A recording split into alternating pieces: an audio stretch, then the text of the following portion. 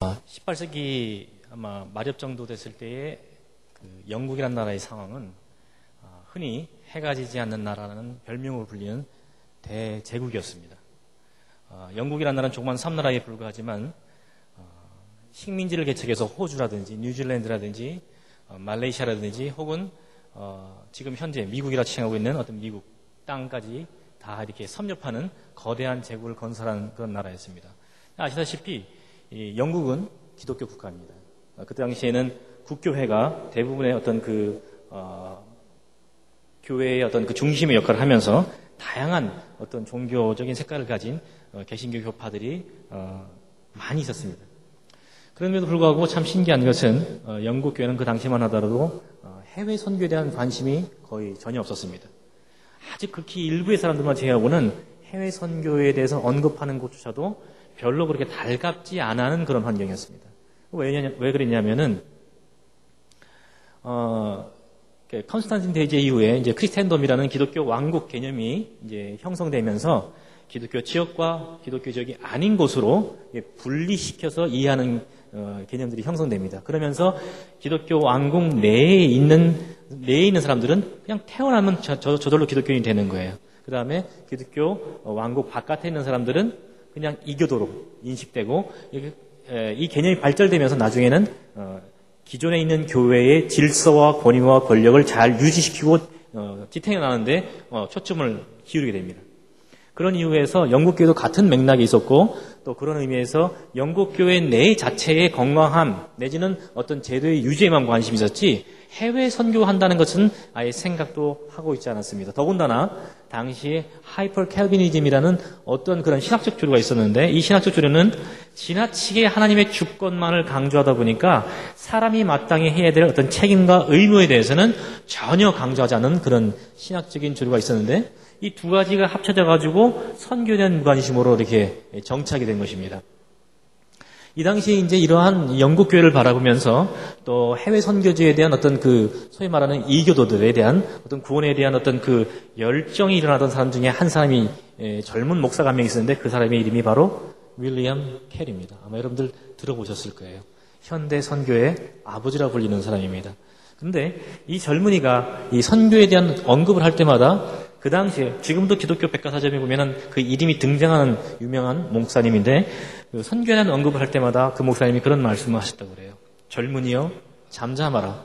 하나님께서 뜻이 계시면 당신이 직접 저들을 개종시키실 것이지 자네가 날뛴다고 그래서 요즘 말로 나댄다고 그래서 그것이 될 일이 아니라 잠잠하라. 이렇게 말을 했다고 합니다. 유명한 말이죠. 그만큼 영국 교회는 선교에 관심이 없었습니다.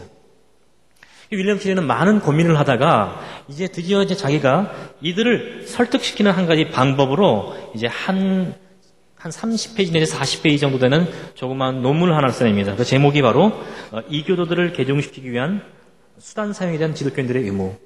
그러니까 다양한 수단을 사용해서 이교도들을 개종시키는 것이야말로 마땅히 기독교인들이 해야 될 마땅한 의무다. 그러니까 선교는 마땅한 기독교인의 의무다라는 것을 강조하기 위해서 이 논문을 쓰게 되는 것입니다. 실제로 이 논문을 쓰고 난 이후에 이 논문을 접한 많은 사람들이 마음에 깊은 감동을 받아서 다양한 평신도 중심 혹은 평신도 교회나 교단 중심이 아니라 일부 목회자들과 또 선교에 대한 어떤 열정이 있는 평신도들이 모여서 미션 소사이티를 만들기 시작해요. 다양한 미션 소사이티들이 생기고 선교단체들이 생기고 이러한 영향이 이제 유럽까지 영향을 미쳐서 독일을 중심으로 다양한 또 선교단체들이 생기면서 굉장히 선교적인 근대 선교가 폭발적으로 일어나는 그 계기가 됩니다. 그 계기가 되는 논문이 바로 이 논문입니다. 근데 그냥 선교합시다라고 말하면은 아까 전에 목사님이 말씀하셨던 노 목사님이 말씀하셨던 것처럼 잠잠하라 소리밖에 들을 수가 없게 되잖아요. 그러니까 윌리엄 캐리 입장에서는 성경적인 근거를 찾아서 그 성경적 근거에서 이 자기의 논리를 발전시킵니다. 그때 바로 이 윌리엄 캐리가 선택했던 이 성경이 바로 우리가 오늘날 선교 대위임령이라고 불리는 마태복음 28장 18절에서 20절 말씀입니다. 이 말씀을 가장 기초로 해가지고 이 말씀을 근거로 해서 선교가 얼마나 중요한 것이며 이것이 하나님께서 우리에게 주신 지상 명령임을 강조하는 논문을 씁니다. 재밌는 것은 윌리엄 캐리가 그 30-40페이지 논문 제가 한 몇 달 전에 구해서 인터넷 들어가 보시면 다 나옵니다. 다운받아서 그 내용을 다 읽어봤는데 여기서 근거로 두는 성경 구절은 딱 요거 한 가지입니다. 마태복음 28장 18절에서 20절 말씀. 그것도 늘 반복해서 동원해서 얘기하는 것이 아니라 부분적으로만 언급하면서 이 논리를 이끌어갑니다. 자, 윌리엄 캐리가 성경적 근거를 제시하면서 그 시대에 선교에 대한 관심이 전혀 없던 사람들을 설득시켰는데 그래서 실제로 많은 사람들이 선교에 동원되는 일들이 발생했는데 도대체 윌리엄 캐리가 이 말씀을 통해서 자신의 눈을 끌었던 그 내용이 무엇이었을까요? 어떻게 이 말씀을 통해서 사람들을 말씀으로 설득시킬 수 있었을까요? 여러분들 한번 이 말씀 같이 한번 보겠습니다. 18절에서 20절까지 말씀입니다. 제가 18절, 여러분들이 19절, 함께 20절을 함께 읽도록 하겠습니다. 예수께서 나와 말씀하여 이르시되 하늘과 땅의 모든 권세를 내게 주셨으니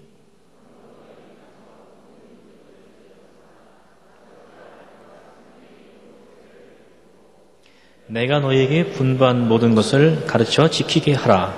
볼지어다 내가 세상 끝날까지 너희와 항상 함께 있으리라 하시니라. 여기서 이 본 말씀 중에서 특별히 19절부터 20절 그 중간까지의 내용이 선교 대위임령이라고 불리는 성경 구절입니다.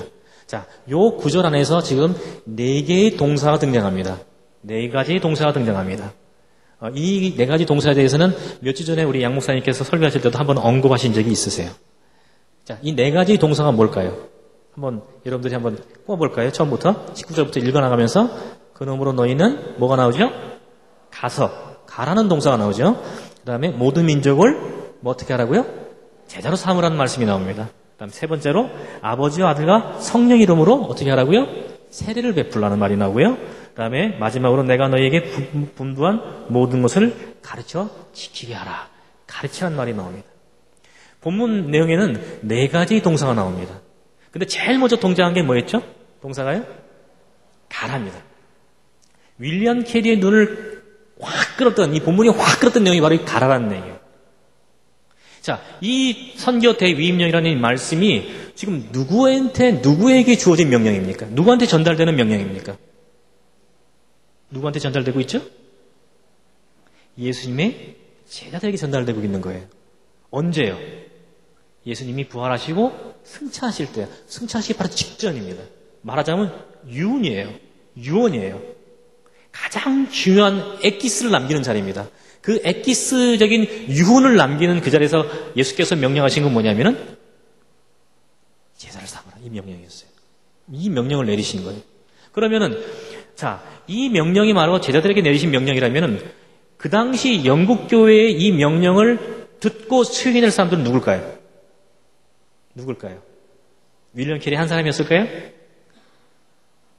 영국에 있는 모든 크리스찬들이 이 명령을 받는 대상자들이 되는 것입니다. 오늘날로 치면요, 이 말씀을 받는 여러분들 모두가 이 명령에 응답하고 순종해야 될 의무를 지게 되는 거예요. 이게 그래서 대위임령, 우리에게 맡겨진 임무란 뜻인데, 이 말씀 중에서 제일 먼저 등장하는 게 뭐예요? 가라는 겁니다. 영국 교회는 어떻게 했죠? 안 가잖아요. 안 가겠다는 거 있잖아요. 왜 가? 뭐 땜시? 하나님 다 아실 텐데 왜 우리가 설쳐? 그냥 있으면 되었어요. 근데 윌리엄 캐리는 이 말씀을 근거로 해서 가라를 주장하기 시작합니다. 근데 이 말씀에 근거해서 이 주장을 하다 보니까는 사람들이 개인의 논리는 안 넘어갈지도 몰라도 말씀을 통해서 전달된 논리는 어떻게 돼요? 순복되기 시작하는 거예요. 그래서 근대 선교운동이 엄청난 속도로 팽창되면서 일어나게 됩니다. 그 혜택도 바로 우리 한국교회가 받은 것입니다. 그래서 우리가 그렇게 우리 한국교회가 할 수 있는 최선을 다해서 해외 선교에 몰두하는 것도, 몰입하는 것도 바로 이러한 빚진 자의 심정을 갖고 있기 때문에 그렇습니다. 하나님께서는 이 윌리엄 캐리를 사용하셔서 그 당시에는 도저히 생각하고 있지 못했던 신앙적인 어떤 문제점 내지는 이 장벽을 무너뜨리시고 선교의 문을 활짝 열게 만드셨습니다. 큰 역사였습니다. 우리가 정말이지 이 일로 인해서 하나님께 영광을 돌리고 정말로 기뻐해야 될 일입니다. 여러분들은 어떠십니까? 여러분들이 갖고 있는 선교 개념이요. 지금 윌리엄 캐리가 말하는 가라에 초점 맞춰 있는 이 선교 개념, 가야만이 어떻게 되죠? 가서 세례주고 제자 삼고 세례주고 가르칠 수 있으니까 가는 게 초점을 맞춰야 되는 거예요. 윌리엄 캐리는 여기에 자기의 말하자면 초점을 맞춰줬고 영국 교회를 어떻게든지 동원해서 이 해외 식민지로 이끌어서 이교도들을 개종시키는 일에 동원하려는 열정을 품었던 것입니다. 어떻습니까? 윌리엄 캐리의 이런 선교적 개념, 선교 개념이 오늘날 여러분들이 갖고 있는 선교 개념과 크게 다르십니까? 비슷합니다.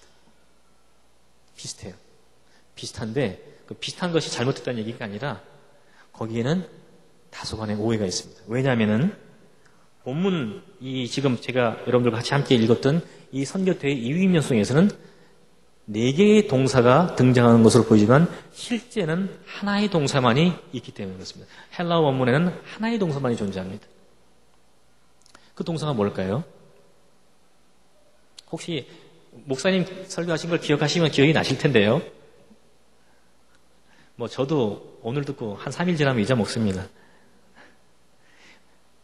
이 말씀에서 유일하게 등장하는 본동사는 하나인데 그것이 바로 제자를 삼으라는 단어입니다. 가라와 세례를 주라는 말과 가르쳐 지키라 하는 이 말씀은 이 제자를 삼음에 대한 보조적인 설명을 하는 그런 기능을 하는 역할을 합니다. 그러니까 영어로 하면 동명사에 가깝습니다. 그러나 이 헬라어 원문을 번역을 할 때, 영문도 그렇고 한글도 그렇고 번역을 할 때 이게 동명사로 번역하면 문장이 성립이 안 돼요. 그러다 보니까는 동사로 해석이 된 겁니다. 번역이 된 겁니다. 한글 성경에서는 한 2개 정도는 지금 동명사식으로 우리가 번역할 수 있고 나머지 2개가 가라와 제자 삼으라가 동사로 나오죠. 이만큼 해석상의 난맥 때문에 이 영문이든지 한글이든지 우리가 제일 처음 보고 접하는 게 바로 이 가라는 동사를 접하게 되거든요. 그래서 선교의 가장 핵심은 가는 것에 있다라고 우리가 생각할 수 있는데 그렇지가 않다는 겁니다. 핵심은 제자를, 적어도 이 마태복음에서 말하는 이 대유인에서 말하는 선교의 핵심은 제자를 삼는 데 있습니다. 그렇다면 윌리엄 캐리가 말했던 가라를 강조하는 이것이 틀린 건가요? 잘못된 것일까요? 전혀 그렇지 않습니다. 왜냐하면 제자를 삼기 위해서 우리가 가지 않으면 안 되고 세례를 주지 않으면 안 되고 가르치지 않으면 아니 되기 때문에 그렇습니다.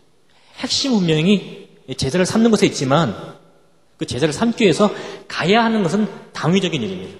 근데 여기서 문제는 뭐냐면은 시대적 상황에 대응하기 위한 윌리엄 캐리는 그것을 지적 경계로 이용했어요. 가라를 지적 경계를 넘어서 가는 것으로 이해하고 해석했습니다. 그러나 지금 이 제자를 삼는 것에 초점을 맞추면 제자를 삼는 것이 선교의 핵심이면 가는 것이 지적 경계를 넘어서는 것으로만 이해하면 그 폭이 대단히 제한될 수밖에 없습니다. 제가 여쭤볼까요? 여러분들 교회에서는 제자 훈련 하지 않습니까? 하죠. 대한민국 어느 교회에서 제자 훈련 안 하는 교회가 있습니까? 왜요? 온전한 그리스도인들을 제자로 양육하기 위해서 그 훈련을 한단 말이죠. 그 자체가 뭐예요? 지금 대유임성에서는 그게 선교의 핵심이라고 보는 거예요. 그러면은 지금 해외 지리적 경계를 넘어서 가서 하는 것은 선교고 지금 여기서 제자를 삼는 것은 선교가 아니면 이 말씀에 대한 어떤 그 일관성이 성립이 될까요? 성립이 안 되잖아요. 그렇죠?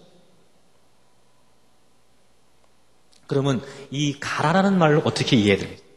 가라라는 말을 우리가 어떻게 이해해야 될 것인가? 문화적 경계를 넘어서 가라. 이것으로 이해해야 됩니다. 문화적 경계를 넘어서 가라. 좀 더 우리 기독교적 용어로 말하면은 복음의 경계를 넘어서 비복음의 세계로 들어가라는 것을 의미하는 거예요. 복음의 경계선을 넘어서 비복음의 세계로 들어가는 것은 우리가 가장 일반적으로 이해할 수 있는 언어가 바로 문화적 경계를 넘어서라는 얘기입니다. 그러면 자, 우리 쉽게 이해할 수 있잖아요. 해외에서 지금 사역하시는 우리 선교사님들이 와 계시는데 해외로 나가는 것은 문화적 경계를 넘어서는 것일까요? 안 넘어서는 것일까요? 분명히 넘어서는 거 맞죠? 선교를 이해하기 쉽잖아요. 그러면 제가 좀 더 범위를 좁혀가지고 경상도에서 강원도로 가는 건 어떨까요? 문화적 경계를 넘는 것일까요? 안 넘는 것일까요? 안 넘는 것일까요? 넘는 것일까요? 이제 여기 좀 보면 약간 헷갈리시게요. 넘는 건가? 우리나라인데. 더 범위를 확 좁혀볼까요? 아내와 남편 사이 문화적 장벽이 있습니까? 없습니까? 이건 쉽게 나오시네요. 더 좁힌 건데 바로 나오네요. 여러분들이 경험담이란 얘기죠. 저도 이제 결혼 16년 차인데, 제가 이제 주말에 초에 월요일 밤에 포항에 내려갔다가 금요일 날 저녁 때 밤에 올라오는데, 제가 일부 앱에서도 얘기했었는데, 내려가는 그 순간부터 아내와, 애들은 조금 전 둘째예요, 저는. 아내가 보기 싶어지기 시작해요. 물론 이제 가기 전에 와이프하고 좀 다툼이 있었으면 한나절 정도는 안 보고 싶고요. 한나절 정도 지나면 그때부터 다시 보고 싶죠. 올라오는 그 순간까지 계속 보고 싶어요. 보고 싶은데, 이게 4박 5일이죠? 4박 5일 있다가 올라와서 아마도 반나절이 지나기 전에 아내와 다툼이 한 번 정도는 일어나죠. 그렇게 보고 싶은데, 투닥투닥투닥투닥 하는 거죠. 그 왜 그럴까요? 왜 그럴까요? 아내가 이해하는 것과 제가 이해하는 것이 틀려요. 그래서 그게 맨날 다툼이 일어나는 거거든요. 제가 죽을 때까지 이 다툼이 계속될 수도 있습니다. 왜냐면 저도 한 고집하고 제 아내도 한 두 고집 하거든요. 그러니까 그런 거거든요. 자, 아내와 남편 사이도 한 20, 30년 동안, 제가 최소한 20년, 30년 동안 전혀 다른 가정의 문화 속에서 성장해서 만나서 또 남자와 여자 이상의 차이도 있죠. 만나서 하나의 가정 문화를 이뤄나가는 것도 그만큼 힘들고 희생이 따르지 않으면 불가능합니다. 제가 문화를 경계를 넘어섰는가? 그러니까 다른 말로 우리 기독교식 용어로 뭐라고 말씀드렸죠? 복음에서 비복음의 세계로 넘어가는 것을 말씀드렸습니다. 여러분들 혹시 아시고 계십니까? 제가 하나 여쭤볼게요. 한국 사회에 기독교인 그 비율이 어느 정도 되시나 보십니까? 개신교 비율이 어느 정도 되시나 보세요. 자, 한번 제가 들리도록 말씀해 주시겠어요? 자, 한번 30% 정도 될 것이다 생각하시는 분 한번 손 들어보세요. 몇 분 계시고요. 20% 될 것이다 생각하시는 분 손 들어보십시오. 20%는 되겠지, 설마. 손 들어보세요. 40%로 생각하시는 분 생각해보세요. 제가요, 제가 이제 정확한 통계를 갖고 말씀드리겠습니다. 2005년에 나온 인구 센서스에 따르면 한국 개신교도에서는 한국 인구 전체 인구의 18.3%입니다. 그런데 거기에는 개신교 계통의 모든 이단들이 포함된 수치예요. 그러니까 실질적으로는 한 15% 된다고 보시면 됩니다. 그 중에서는 이게 다 이제 설문조사로 한 거기 때문에 실제로 교회에 나오냐 안 나오냐를 따라서 그냥 본인은 난 기독교인 생각하는 사람들은 다 체크했기 때문에 실제는 10%, 아마도 맥시멈으로 최고로 잡아도 12% 정도밖에 되지 않을 것입니다. 한국 교회 개신교의 기독교의 수는요. 그 수치는 1995년에 조사한 내용보다 한 4% 정도 떨어진 것입니다. 그 외에 불교라든지 그 다음에 천주 같은 경우는 70몇 %가 성장했어요. 그 똑같은 동일한 기간 내에요. 그 다음에 원불교까지도 4점 몇 %가 올랐습니다. 개신교만 4% 이상 떨어졌습니다. 이제 2015년에 센서스가 또 있겠죠? 얼마나 떠들까요? 올라갈까요? 어떻게 보십니까? 한국 교회는 1990년대 초반을 이후로 성장을 멈추고 하락을 그리기 시작했습니다. 근데 그거 아십니까? 한국 교회의 선교가 폭발적으로 성장하기 시작한 것이 1990년대 초반 이후라는 거예요. 제가 87학번입니다. 그때 당시에 한국 교회의 해외 파송 선교사 숫자는 500명이 되지 않았습니다. 근데 올해 가장 따끈따끈한 통계에 하면은 가장 보수적으로 보는 분들이 한 19,700명 정도로 보고요. 굉장히 이렇게 좀 이렇게 막 끌어모아가지고 하시는 분이 24,000까지 보시는 분이 계십니다. 제가 볼 때는 전자가 더 정확한 통계고요. 어쨌거나 500대 거의 2만입니다. 엄청난 성장이죠. 이것이 한국교회가 수적인 성장을 멈추고 하락세로 들어선 그 순간에 한국 선교는 성장하기 시작했어요. 무엇을 의미한다고 보십니까? 무엇을 암시한다고 보십니까? 한국 교회가 하락하는 그 속도보다 한국 선교가 하락하는 속도가 훨씬 빠를 수 있음을 암시하는 겁니다. 한국 교회가 건강하지 않으면 한국 교회의 선교도 건강할 수가 없습니다. 근데 문제는요, 오늘 여러분들 다 하시는 얘기 아닙니까? 한국 사회 내에서 한국 교회의 위상과 한국 교회의 평판이 어떤지 여러분들 다 잘 아시지 않습니까? 어떤 분들은 이렇게 말해요. 그건 교회를 모르서 하는 소리지. 지들 논리를 하는 소리지. 일부 진보적인 그 신문이나 이런 기관 저들이 한국 교회를 욕보이려고 그런 짓 하는 것이지. 과연 그럴까요? 과연 그럴까요? 여러분들 그거 아십니까? 고등학교를 졸업하고 대학을 진학하는 학생들 중에서 90% 이상의 교회를 떠나는 게 통계로요. 자, 여러분들 아랫세대를 한번 바라보십시오. 여러분들의 다음 세대를 바라보시라고요. 다음 세대를 바라보시면 여러분들을 이렇게 보고 이렇게 숫자가 성장하고 있습니까? 아니면 이렇게 삼각형을 들고 올라오고 있습니까? 보십시오. 제가 굳이 어떤 수치를 들고 얘기하지 않아도 여러분들이 이미 주변만 들어오면 답은 나와 있습니다. 한국교회 내일은 무진장 위기라는 거예요. 한국교회 선교의 내일은 무진장 위기라는 거예요. 제가 그래서 문화의 경계를 넘어서라는 얘기를 하는 것입니다. 한국교회는 지금까지 그거 있잖아요. 구원의 방주. 구원의 방주 역할을 잘 해왔습니다. 충실하게 해왔습니다.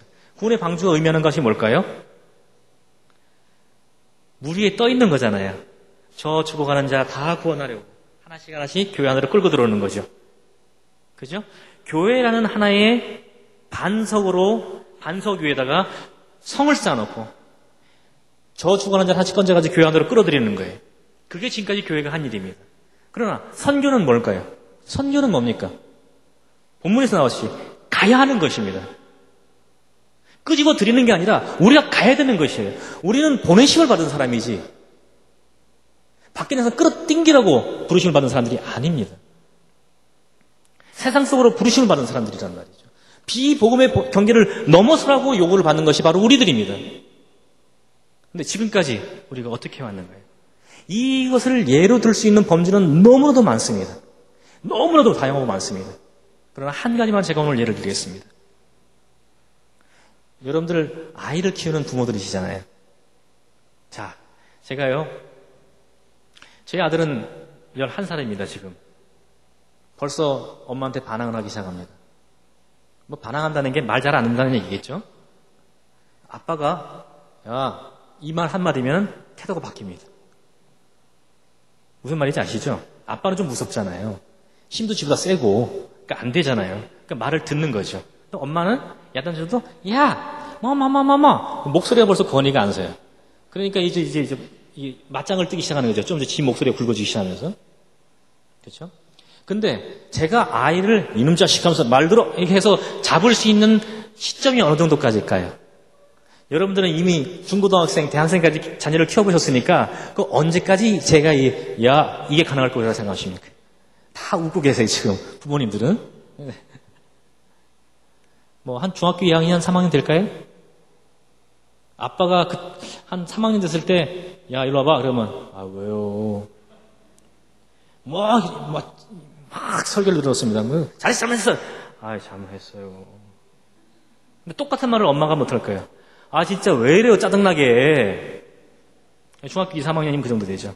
고등학생 되면요. 아빠도 겁나서 못 건드려요. 왜 이런 단절 현상이 일어날까요? 왜 이런 단절 현상이 일어날까요? 왜 세대 간의 단절 현상이 일어날까요? 여러분들 이 단절된 현상 속에서, 이 상황 속에서 여러분들이 가지고 있는 복음의 그 소중한 가치를 자녀들에게 유산으로 남겨줄 수 있습니까? 가능하시라고 보십니까? 지금 상황에서요. 안 되죠. 될 수 없죠. 부모 말이라면 다 한 번씩 틀어서 듣는 게 요즘 아이들인데요. 근데 왜 요즘 아이들은 부모 말을 한 번씩 틀어서 들을까요? 잔소리로만 들을까요? 여러분들이 여러분들 부모님들한테 그랬나요? 글쎄 제 기억으로는 저는 조금 더 순정적이었던 것 같아요. 그죠? 시대가 흐르면서 어떻게 돼요? 아이들의 사고방식이 바뀝니다. 쉽게 말하면 가치 체계가 바뀌어요. 특별히 디지털 세대에서 디지털 문화 속에서 융합되어 있는 아이들은 가치를 판단하는 척도가 부모님 기성세대가 판단하는 척도가 전혀 달라요. 부모님들은 가치 판단의 척도가 뭡니까? 질서와 순종과 자기 위치를 잘 지키는 것이에요. 근데 요즘 아이들 디지털 세대의 기본적인 가치는 뭐냐면 평등과 자유와 참여를 통한 자기가 참여를 통해서 어떤 일을 기여함을 통해서 자기가 스스로 자기 존재 가치를 느끼는 거예요. 하나는 수직의 가치요, 하나는 수평의 가치예요. 이것이 만날 때마다 항상 충돌할 수밖에 없죠. 근데 제가 여쭙겠습니다. 질서를 잘 지키는 것, 순종하는 것, 성경적인 가치입니까? 비성경적 가치입니까? 성경적 가치 맞죠? 평등하고 참여를 통해서 어떤 자기가 기여를 하려고 노력하는 것, 자기를 희생하고자 하는 노력들, 자유를 추구하는 것들, 이것이 비성경적 개념입니까? 분명히 이것도 성경적 개념이죠. 무엇을 의미하냐면 이것이 바로 문화라는 겁니다.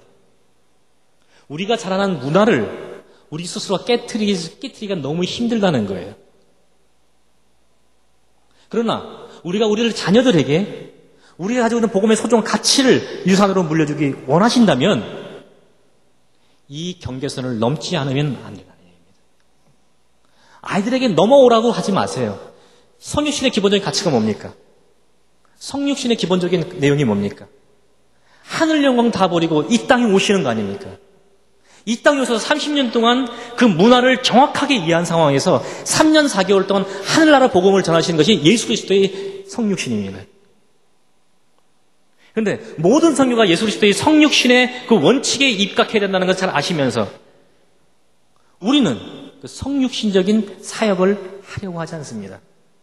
우리의 문화적 경계 속에서 들어와 내 말대로 해 이쪽으로 들어와야 돼만 강조할 뿐입니다.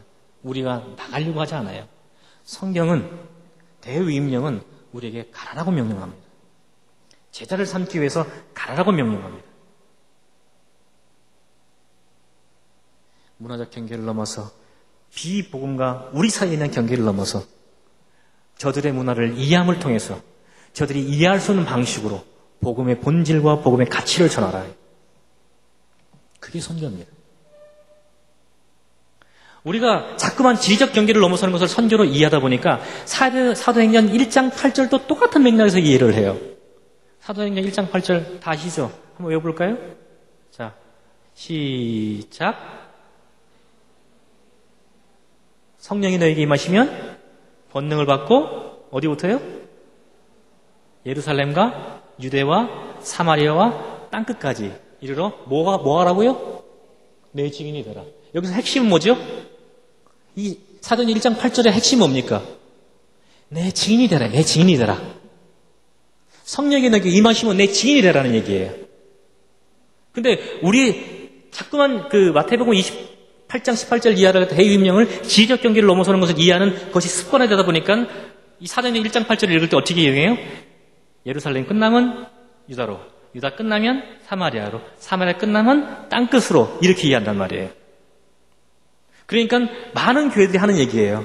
선교에 동원하려고 그러면 아이고 우리 교회는 우리 교회도 자리 못했는데요.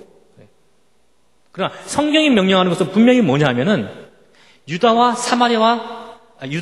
예루살렘과 유다와 사마리아 땅끝입니다.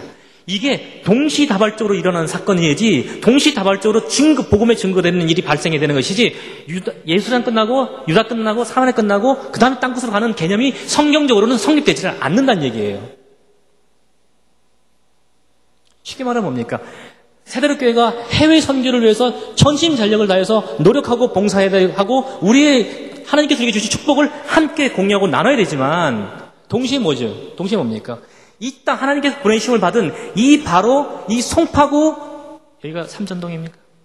하여간 이 이 지역 안에 보내시면 이 상황, 이 문화적 컨텍스트 안에서 복음을 전할 수 있는 선교적 공동체로 일어서야 된다는 것 또한 의미하는 것이라는 얘기입니다. 선교는 여기 끝나고 다음이 이게 아니라 동시적으로 이해되는 거예요. 여러분들 자녀들에게 정말로 신앙의 유산을 물려주십시오면 경계를 넘으십시오. 너무 힘듭니다. 뼈를 깎는 고통을 쏟아내야 됩니다. 피를 흘리셔야 됩니다. 피눈물을 흘리셔야 돼요. 우리 것을 깨고 자녀들에게 복음을 전하기 위해서요. 그 힘듦이, 그 고통이 선교사님이 선교지에서 흘리는 고통과 힘듦만 못하다고 생각하신다면 우리는 온전한 선교의 자원으로 이 땅에서 설 수가 없습니다. 저 또한 해외 선교사를 훈련시키는 일을 담당하고 있는 사람입니다. 저는 선교를 전공한 사람입니다. 선교를 하면 자다가도 눈을 뜨는 사람입니다. 그러나 그럼에도 불구하고 그 선교의 의미를 우리가 온전히 바로 이해하지 못할 때 오해가 생기는 것입니다.